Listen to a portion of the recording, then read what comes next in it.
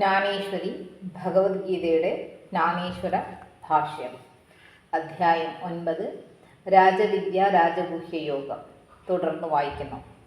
സതതം കീർത്തയന്തോ മാം യതന്തശ്ച ദൃഢവ്രതാഃ നമസ്യന്തശ്ച മാം ഭക്ത്യാ നിത്യയുക്താ ഉപാസതേ. ഭഗവത് പ്രാപ്തി എന്ന ലക്ഷ്യത്തിൽ ഉറപ്പു വന്നവർ സദാ സ്തോത്ര മന്ത്രാദികൾ കൊണ്ട് കീർത്തനം ചെയ്തും ദൃഢവ്രതങ്ങൾ അനുഷ്ഠിച്ചും ഇന്ദ്രിയ മനസ്സുകളെ വശത്താക്കി സ്വധർമ്മമനുഷ്ഠിച്ചും എന്നെ ഭക്തിയോടുകൂടി നമസ്കരിച്ചും പരമപ്രേമത്തോടുകൂടി എന്നെ ഭജിക്കുന്നു. ഇപ്രകാരമുള്ള ഭക്തന്മാർ പരിപാവനമായ കഥകൾ പറഞ്ഞും എന്നെ സ്തുതിച്ച് ഗീതങ്ങൾ പാടി ആനന്ദ നൃത്തം ചെയ്തും കഴിച്ചുകൂട്ടുന്നതിനാൽ പശ്ചാത്തപിക്കാൻ ഇടയാകുന്ന യാതൊരു പ്രവൃത്തിയും അവരുടെ സ്മരണയിൽ പോലും എത്തുന്നില്ല. പാപത്തെപ്പറ്റി പറയുന്നത് തന്നെ അസ്ഥാനത്താണ്.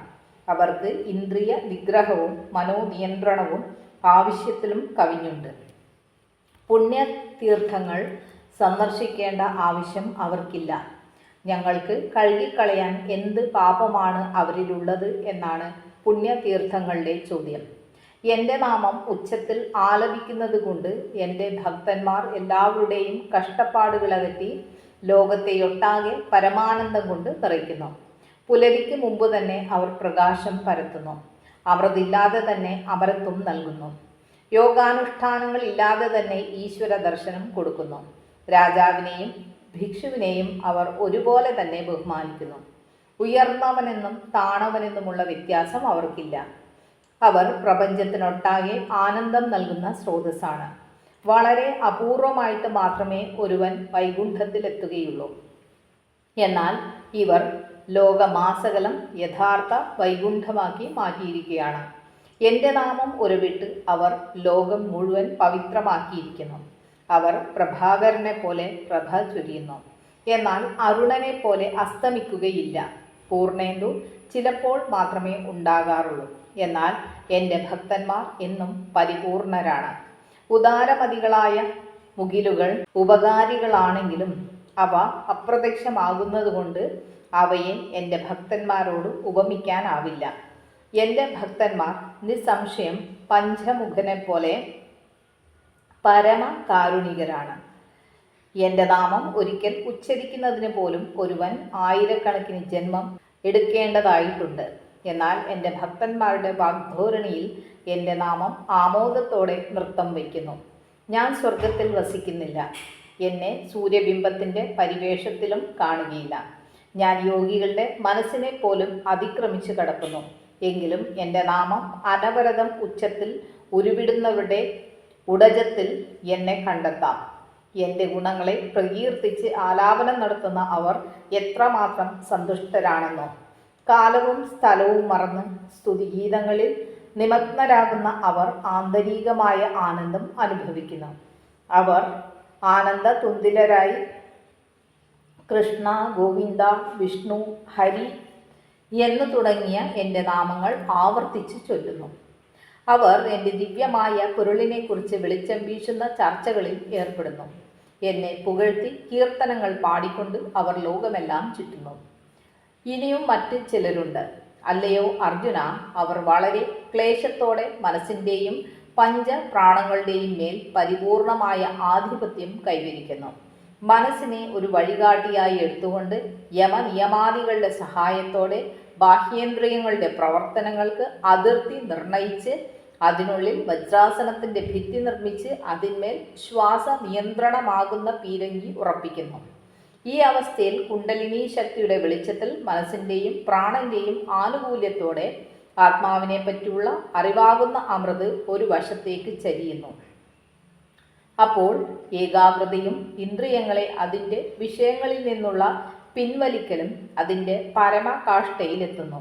അതോടെ മാനസികമായ എല്ലാ സംക്ഷോഭങ്ങളും നീചമായ ആഗ്രഹങ്ങളും അവസാനിക്കുന്നു. ധാരണയാകുന്ന കുതിരപ്പുറത്ത് കയറിയ യോഗി മുന്നോട്ട് പാഞ്ഞ് പഞ്ചഭൂതങ്ങളോടൊപ്പം സങ്കല്പങ്ങളാകുന്ന ചതുരംഗപ്പടയെ നശിപ്പിക്കുന്നു. അതിനുശേഷം അവൻ ധ്യാനമാകുന്ന പെരുമ്പറ കൊട്ടിക്കൊണ്ട് വിജയഭേരി മുഴക്കുകയും വിജയം കൈവരിച്ചിരിക്കുന്നു എന്ന് ഉദ്ഘോഷിക്കുകയും ചെയ്യുന്നു. അപ്പോൾ അവൻ്റെ തലയ്ക്ക് മുകളിൽ ബ്രഹ്മൈക്യമാകുന്ന തിളക്കമാർന്ന വെൺകൊറ്റക്കുട പരിലസിക്കുന്നു. അവസാനമായി സമാധിയുടെ മഹാത്മ്യം കൊണ്ട് പ്രഭാപൂരിതമായ ആത്മസാക്ഷാത്കാരത്തിൻ്റെ സിംഹാസനത്തിൽ ഞാനുമായി താതാത്മ്യം പ്രാപിച്ച യോഗിയുടെ കിരീടധാരണ നടക്കുന്നു. അല്ലയോ അർജുന, ചിലർ എന്നെ ഇപ്രകാരം ക്ലേശകരമായ അഷ്ടാംഗ യോഗം കൊണ്ട് ആരാധിക്കുന്നു. ഇനിയും മറ്റു ചില ഭക്തന്മാർ എന്നെ എങ്ങനെയാണ് ആരാധിക്കുന്നതെന്ന് പറയാം. വസ്ത്രത്തിൻ്റെ ഒരറ്റം മുതൽ മറ്റേ അറ്റം വരെ നൂല് വ്യാപരിച്ചിരിക്കുന്നത് പോലെ ലോകത്തുള്ള എല്ലാ ചരാചരങ്ങളിലും ഞാൻ വ്യാപിച്ചിരിക്കുന്നു എന്ന് അവർക്കറിയാം. അവർ ബ്രഹ്മാവ് മുതൽ കൊതുക് വരെയുള്ള എല്ലാറ്റിലും എന്നെ ദർശിക്കുന്നു. ഉയർന്നതെന്നോ താഴ്ന്നതെന്നോ ചൈതന്യമുള്ളതെന്നോ ഇല്ലാത്തതെന്നോ ഉള്ള വിവേചനം കൂടാതെ തങ്ങളുടെ വലിപ്പത്തെ വിസ്മരിച്ചിട്ട് ഏറ്റവും ഭക്തിയോടെ അവർ എല്ലാ ജീവജാലങ്ങളെയും വണങ്ങുന്നു. യോഗ്യതയുണ്ടോ ഇല്ലയോ എന്ന് ചിന്തിക്കാതെ എല്ലാ ജീവജാലങ്ങളെയും ഒരുപോലെ കരുതി സാഷ്ടാംഗ പ്രണാമം ചെയ്യാൻ അവർ ആഗ്രഹിക്കുന്നു. ഉയരത്തിൽ നിന്ന് വീഴുന്ന ജലം അനായാസമായി താഴേക്ക് ഒഴുകിയിറങ്ങുന്നത് പോലെ എല്ലാവരെയും വണങ്ങുന്നത് അവരുടെ സഹജ സ്വഭാവമാണ്. ഫലനിബിഡമായ വൃക്ഷശിഖരങ്ങൾ ഭൂമിയെ തൊടത്തക്കവണ്ണം വളഞ്ഞു നിൽക്കുന്നത് പോലെ അവർ എല്ലാ സൃഷ്ടികളുടെയും മുന്നിൽ തലകുനിക്കുന്നു. അവർക്ക് അഹംഭാവം അശേഷമില്ല. വിനയമാണ് അവരുടെ വിത്തം. ഈ വിത്തം പ്രഭോ അങ്ങ് വിജയിപ്പൂതാക എന്ന് ഉദ്ഘോഷിച്ചുകൊണ്ട് അവർ എനിക്ക് നൽകുന്നു. ശാലീനമായ ഈ സ്വഭാവം കൊണ്ട് മാനാവമാനത്തെപ്പറ്റി അവർ ബോധവാന്മാരല്ല. അവർ ഞാനുമായി താതാത്മ്യം പ്രാപിക്കുകയും എന്നെ നിരന്തരമായി ഭജിക്കുകയും ചെയ്യുന്നു. അല്ലയോ അർജുന, ഞാൻ ഇതുവരെ ഉത്കടമായ ഭക്തിയെപ്പറ്റിയാണ് നിന്നോട് പറഞ്ഞത്. ഇനിയും ജ്ഞാനയജ്ഞം കൊണ്ട് എന്നെ ആരാധിക്കുന്നവരെ പറ്റി പറയാം. ഇപ്രകാരമുള്ളവർ എന്നെ ആരാധിക്കുന്ന രീതി ഞാൻ ഇതിനു മുമ്പ് നിന്നെ വിവരിച്ച് കേൾപ്പിച്ചിട്ടുണ്ട്. അപ്പോൾ അർജുനൻ പറഞ്ഞു, പ്രഭോ, അങ്ങ് പറഞ്ഞത് ശരിയാണ്. അങ്ങയുടെ ദിവ്യമായ കാരുണ്യം ഇതിനു മുമ്പ് എനിക്ക് ലഭിച്ചിട്ടുണ്ട്. എങ്കിലും അമൃത് വിളമ്പുമ്പോൾ തനിക്ക് ഇത് മുമ്പ് തന്നെ കിട്ടിക്കഴിഞ്ഞു എന്ന് ആരെങ്കിലും പറയുമോ? അർജുനന്റെ വാക്കുകൾ കേട്ടപ്പോൾ കൃഷ്ണന് മനസ്സിലായി ഇത് കേൾക്കാൻ അർജുനന് അതിയായ താല്പര്യമുണ്ടെന്ന്. അദ്ദേഹം ആനന്ദത്തിൻ്റെ ഊഞ്ഞാലിലാടിക്കൊണ്ട് പറഞ്ഞു, അർജുന, ഇത് സമുചിതമായ സന്ദർഭമല്ലെങ്കിലും നിനക്ക് ഇക്കാര്യത്തിലുള്ള ഉത്കടമായ ഉത്സുകത കൊണ്ട് ഞാൻ ഇതേപ്പറ്റി മുമ്പ് പറഞ്ഞിട്ടുള്ളത് ആവർത്തിച്ച് പറയാം. ഇത് കേട്ട് അർജുനൻ സന്തുഷ്ടനായി. അവൻ പറഞ്ഞു, ഭഗവാനെ, ചന്ദ്രരശ്മികൾ ചകോര പക്ഷികൾക്ക് മാത്രമുള്ളതാണോ? ലോകത്തിന് മുഴുവൻ കുളിർമ നൽകുന്നതല്ലേ അതിൻ്റെ സ്വഭാവം? ചകോര പക്ഷികൾ അതിൻ്റെ ചുണ്ട് ചന്ദ്രന് നേരെ കാട്ടി കെഞ്ചുന്നത് പോലെ എനിക്ക് അങ്ങയോട് ചെറുതായൊരപേക്ഷയുണ്ട്. അങ്ങ് കൃപാസാഗരമാണ്. കാർമേഘങ്ങൾ അവയുടെ ഔദാര്യം കൊണ്ട് ലോകത്തിൻ്റെ ദാഹം തീർക്കുന്നു. അഥവാ അത് ചൊരിയുന്ന മുഴുവൻ മഴയുമായി താരതമ്യപ്പെടുത്തിയാൽ ചകോര പക്ഷിക്ക് ലഭിക്കുന്ന ദാഹജലം എത്ര തുച്ഛമാണ്. ഒരു കവിൾ വെള്ളത്തിനാണെങ്കിൽ പോലും ഒരുവൻ നദിയിലേക്ക് പോകണം. അതുപോലെ എൻ്റെ ആഗ്രഹം എത്ര വലുതായാലും ചെറുതായാലും അങ്ങ് തന്നെ നിറവേറ്റിത്തരണം. ഭഗവാൻ ചിരിച്ചുകൊണ്ട് പ്രതിവചിച്ചു, മതി മതി, നിന്റെ സംസാരം നിർത്താം. ഞാനേറെ സന്തോഷിച്ചിരിക്കുന്നു. ഇതിൽ കൂടുതലായി നിന്റെ സ്തുതിവചനങ്ങൾ എനിക്ക് സഹിക്കാൻ സാധ്യമല്ല. ഞാൻ പറയുന്നത് നീ അത്യന്തം ശ്രദ്ധിക്കുന്നത് തന്നെ എനിക്ക് മതിയായ സന്തുഷ്ടി നൽകുന്നു. അർജുനനെ പ്രശംസിച്ചുകൊണ്ട് ഭഗവാൻ പറഞ്ഞു തുടങ്ങി, ജ്ഞാനയജ്ഞേന ചാപ്യന്യേ യജന്തോ മാമുപാസത്തെ ഏകത്വേന പൃഥക്ത്വേന ബഹുധാ വിശ്വതോ മുഖം. മറ്റു ചിലർ സർവാത്മകനായിരിക്കുന്ന എന്നെ ജ്ഞാനമാകുന്ന യജ്ഞം കൊണ്ട് പൂജിക്കുന്നവരായി ഉപാസിക്കുന്നു. അവരിൽ തന്നെ ചിലർ അഭേദ ഭാവനയോടും ചിലർ ഭേദഭാവനയോടും ചിലർ ബ്രഹ്മരുദ്രാദിരൂപേണ അനേക വിധമായും എന്നെ ഭജിക്കുന്നു. ജ്ഞാനയജ്ഞത്തിൽ പലതുണ്ടാകട്ടെ എന്നുള്ള ബ്രഹ്മാവിൻ്റെ ആദി സങ്കല്പമാണ് യജ്ഞമൃഗത്തെ ബന്ധിക്കുന്ന സ്തംഭം. പഞ്ചപ്രാണങ്ങൾ യജ്ഞത്തിൻ്റെ നെടുംപുരയും ഭേദബുദ്ധി യജ്ഞമൃഗവുമാണ്. പഞ്ചഭൂതങ്ങളിലെ പ്രത്യേക സ്വഭാവങ്ങളും ഇന്ദ്രിയങ്ങളും പ്രാണവായുവുമാണ് യജ്ഞ സാമഗ്രികൾ. അവനവന്റെ അജ്ഞതയാണ് യജ്ഞത്തിന് ഉപയോഗിക്കുന്ന നെയ്യ്. മനസ്സും ബുദ്ധിയും ചേർന്ന് യജ്ഞകുണ്ടത്തിൽ അഗ്നിയെ ജ്വലിപ്പിക്കുന്നു. സമചിത്തതയാണ് യജ്ഞവേദി. വിവേചനപരമായി ചിന്തിക്കുന്നതിനുള്ള വൈദഗ്ധ്യമാണ് യജ്ഞമന്ത്രങ്ങൾ.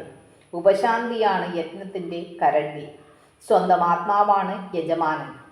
അദ്ദേഹം ബ്രഹ്മാനുഭവത്തിൻ്റെ ഭാജനത്തിൽ വിജ്ഞാനത്തിൻ്റെ അഗ്നി ഉപയോഗിച്ച് ത്യാജ്യ ഗ്രാഹ്യ വിവേചനത്തിൻ്റെ മന്ത്രം ജപിച്ച് ദ്വൈതഭാവത്തെ നശിപ്പിക്കുന്നു. ഈ സന്ദർഭത്തിൽ അജ്ഞത അകന്നു പോകുന്നു. യജമാനൻ ആത്മാവുമായുള്ള ഐക്യമാകുന്ന ജലത്തിൽ അവഭൃത സ്നാനം നടത്തുന്നു. അതോടെ യജമാനനും യജ്ഞവും ഇല്ലാതാകുന്നു. അതിനുശേഷം പഞ്ചഭൂതങ്ങളോ ഇന്ദ്രിയങ്ങളോ ഇന്ദ്രിയ വിഷയങ്ങളോ വ്യത്യസ്തമാണെന്ന് അവൻ ചിന്തിക്കുന്നില്ല. ആത്മസാക്ഷാത്കാരത്തിൽ കൂടി എല്ലാം ഒന്നാണെന്ന് അവൻ മനസ്സിലാക്കുന്നു. അല്ലയോ അർജുന, ആകസ്മികമായി ഉയർന്നെഴുന്നേൽക്കുന്നവൻ ചിലപ്പോൾ ഇങ്ങനെ പറഞ്ഞുവെന്ന് വരാം: ഉറക്കത്തിൽ ഞാൻ എന്നെ തന്നെ ഒരു ചതുരംഗപ്പടയായി സ്വപ്നം കണ്ടു. എന്നാൽ ഉണർന്നെഴുന്നേറ്റപ്പോൾ പടയെ കാണുവാനില്ല. യഥാർത്ഥത്തിൽ ഉള്ളത് ഞാൻ മാത്രം. അതുപോലെ പ്രപഞ്ചവുമായുള്ള അവൻ്റെ ഐക്യം അവന് ബോധ്യമാകുന്നു. സ്വകീയമായ ആത്മാവിനെ പറ്റിയുള്ള അവൻ്റെ സങ്കല്പം നഷ്ടപ്പെടുന്നു. ബ്രഹ്മാവ് മുതൽക്ക് എല്ലാ ജീവജാലങ്ങളുമായിട്ടുള്ള ഐക്യബോധം അവനിൽ നിറയുന്നു. ഇപ്രകാരം ഐക്യദർശനത്തിൻ്റെ പരമകാഷ്ഠയിൽ എത്തിച്ചേരുന്ന ജ്ഞാനയജ്ഞം കൊണ്ട് ചിലർ എന്നെ ആരാധിക്കുന്നു. ഈ പ്രപഞ്ചം അനാദിയാണെന്നും അതിൽ വിഭിന്നമായതും അപ്രകാശമായതുമായ വസ്തുക്കളുണ്ടെന്നും ചിലർ വിശ്വസിക്കുന്നു. അവർക്ക് ഈ വ്യത്യാസങ്ങൾ നാമത്തിൻ്റെയും രൂപത്തിൻ്റെയും ഭേദങ്ങൾ കാരണം ഉണ്ടായവയാണ്. ഇപ്രകാരം പ്രപഞ്ചത്തിൽ വ്യത്യസ്തമായ വിവിധ ജീവികളുണ്ടെങ്കിലും ഈ അനേകത്വം അവരുടെ ഐക്യബോധത്തെ ബാധിക്കുന്നില്ല. വിവിധ ഇന്ദ്രിയങ്ങൾ ഒരേ ശരീരത്തിൻ്റെ ഭാഗമായിരിക്കുന്നത് പോലെ വലുതും ചെറുതുമായ ശാഖോപശാഖകൾ ഒരേ വൃക്ഷത്തിൻ്റെതായിരിക്കുന്നത് പോലെ വിവിധ നാമവും രൂപവുമുള്ള വ്യത്യസ്ത ജീവികൾ പരമതത്വവുമായി അഖണ്ഡമായ സാമ്യം പ്രാപിച്ചിട്ടുള്ളവയാണെന്ന് അവർ മനസ്സിലാക്കുന്നു. അല്ലയോ അർജുന, അവർ ഈ പ്രപഞ്ചത്തിൻ്റെ നാനാത്വം അംഗീകരിച്ചുകൊണ്ട് തന്നെ പരമമായ ജ്ഞാനയജ്ഞം നിർവഹിക്കുന്നു. അവരുടെ അന്തരംഗത്തിൽ ഐക്യത്തെപ്പറ്റിയുള്ള അറിവ് അഭംഗുരമായി തുടരുന്നു. എന്തുകൊണ്ടെന്നാൽ അവർ എവിടെ നോക്കിയാലും കാണുന്നത് എന്നെ തന്നെയാണ്. ജലപ്പരപ്പിൽ കാണുന്ന കുമിളകൾ എവിടെ കണ്ടാലും അതിനു ചുറ്റും ജലമുണ്ടായിരിക്കും. ഒഴുകി നടക്കുമ്പോഴും പൊട്ടുമ്പോഴും അത് ജലത്തിൽ തന്നെ ആയിരിക്കും. കാറ്റ് ഉയർത്തുന്ന പൊടിപടലത്തിന് ഭൂമിയുടെ സ്വഭാവം നശിക്കുന്നില്ല. അത് താഴെ വീഴുമ്പോൾ ഭൂമിയോട് തന്നെ യോജിക്കുന്നു. അതുപോലെ എവിടെയെങ്കിലും ഒരു വസ്തു രൂപവും നാമവും കൊണ്ട് പ്രത്യേകമായി നിലനിൽക്കുകയോ ഇല്ലാതാവുകയോ ചെയ്താലും അതിനെല്ലായ്പ്പോഴും ബ്രഹ്മത്തിൻ്റെ സ്വഭാവം തന്നെയാണുള്ളത്. ഞാൻ സദാ സർവവ്യാപിയാണ്. അവർക്കുള്ള അനുഭവവും അപ്രകാരം തന്നെയാണ്.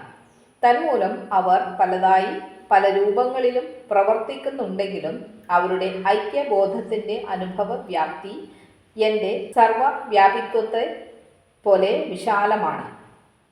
സൂര്യബിംബം എല്ലാവർക്കും മുഖാമുഖമായി കാണാവുന്നത് പോലെ അവർ യാതൊരു വിധ എതിർപ്പുകളും പ്രതിബന്ധങ്ങളും കൂടാതെ പ്രപഞ്ചത്തെ അഭിമുഖീകരിക്കുന്നു. കാറ്റ് നാലുപാടും ചുറ്റിയടിക്കുന്നത് പോലെ അവരുടെ വിജ്ഞാനം എല്ലാറ്റിനെയും ഉൾക്കൊള്ളുന്നു. അവരുടെ വിശ്വാസം എൻ്റെ അനന്തത പോലെ അപരിമേയമാണ്. ദൃശ്യമായ രൂപങ്ങളൊന്നും ഇല്ലാതെ തന്നെ ഞാൻ എല്ലായിടത്തും സ്ഥിതി ചെയ്യുന്നതുകൊണ്ട് അവർ നൈസർഗികമായി എന്നെ ആരാധിക്കുന്നു. എന്നാൽ യഥാർത്ഥ ജ്ഞാനം ഇല്ലാത്തവർക്ക് എന്നെ പ്രാപിക്കാൻ കഴിയുന്നില്ല. ജ്ഞാനയജ്ഞം കൊണ്ട് എപ്രകാരമാണ് എന്നെ ആരാധിക്കുന്നതെന്ന് ഞാൻ പറഞ്ഞു കഴിഞ്ഞു. അവരുടെ എല്ലാ കർമ്മങ്ങളും എനിക്ക് ആത്മസമർപ്പണം ചെയ്തുകൊണ്ടുള്ളതാണ് ഈ യജ്ഞം. എന്നാൽ അജ്ഞാനികളായ മൂഢന്മാർക്ക് ഞാൻ അപ്രാപ്യനാണ്.